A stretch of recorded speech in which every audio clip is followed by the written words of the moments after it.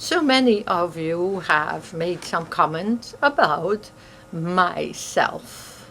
Myself either saying it the way it is, not dressing it up for you who not life experiences. But I have no intention to dress it up for you. It is you I come to this morning. I come to speak to you to make it that you wake up before it is too late.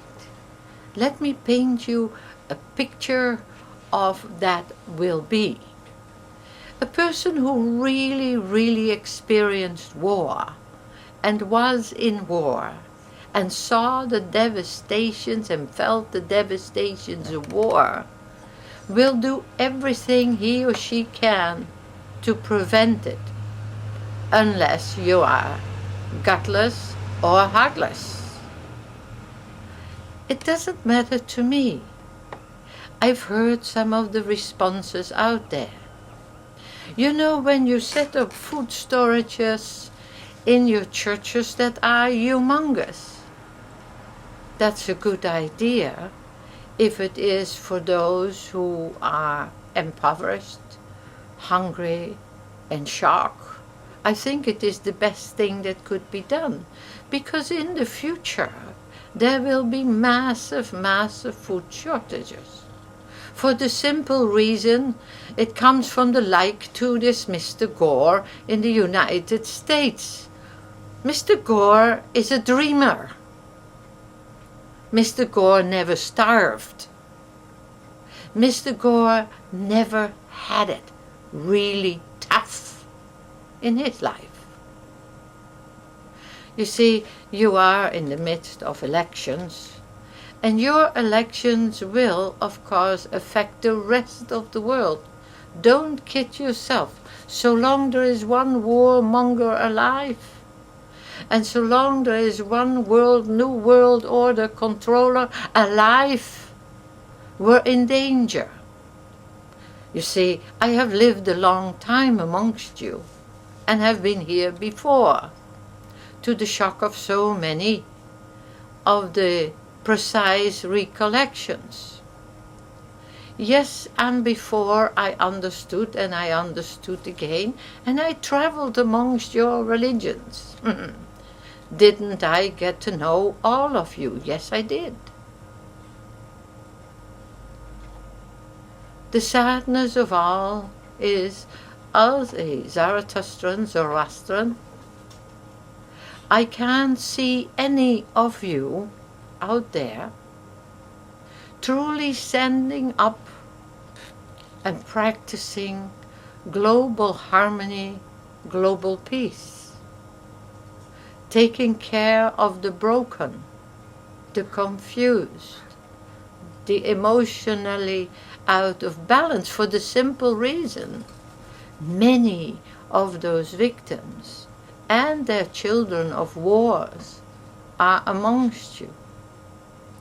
Countries that are dragged into disharmony and war because of greed.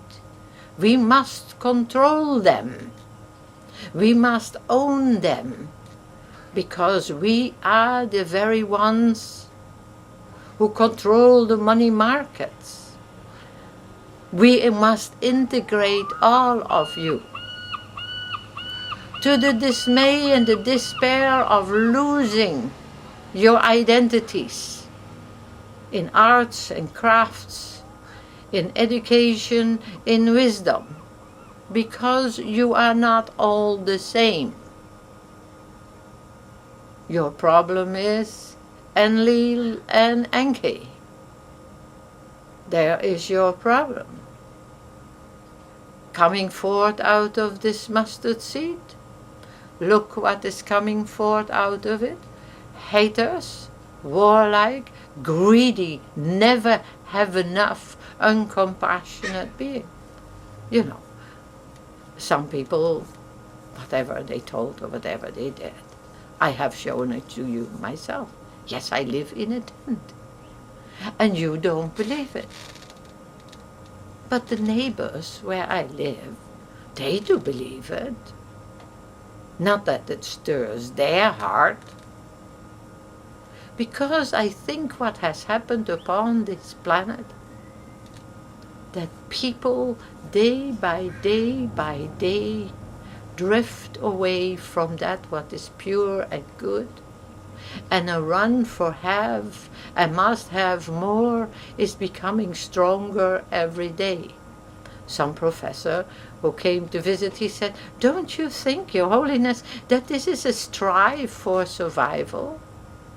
No, it is not a strive for survival. If you have to have 5 cars or 4 cars and an SUV and some truck to pull your boat, that's not survival. You don't need it. When you're that unsecure, and there we go, it is a form of insecurity. It is a form of having been not good enough when you were growing up. And you are proving you now, yourself to your peers, your friends, your family, that you have to have bigger and bigger and bigger and better. Better? Is it better? No quality of life, of existence left is better. No kindness, no compassion is better. So many people learn to hate and to be angered, and many are lost the rest of their lives because of wars. Well, the planet is going to become somewhat lost and in a state of shock as well. Let's go back to this must have, never have enough, must control the world, Mr. Gore, Al Gore. Maurice Strong. These men are the ultimate individuals upon the planet who believe that they can control and keep controlling you and everything that is alive upon this planet and are destroying it. First Nations were good custodians of this planet, especially in North America. They didn't plow all the trees down so they could build bigger, higher, and more so-called junky, fashionable buildings out of cheap concrete. You know, when I look at it and give you the view and vision of a planet that will soon tumble through the universe, trying to grasp, to rebalance itself and shake the crap to pieces and get rid of it, as it has done in the many, many pasts before. Mother Earth is a very gentle and transient being. If you had a bunch of logs on your back all the time, and concrete and rebar and whatever, eventually you want to stand up and feel what it felt like, what it was not ever there. And you're going to shake it off. Well, she's going to soon, very soon, sooner than you think, readjust herself.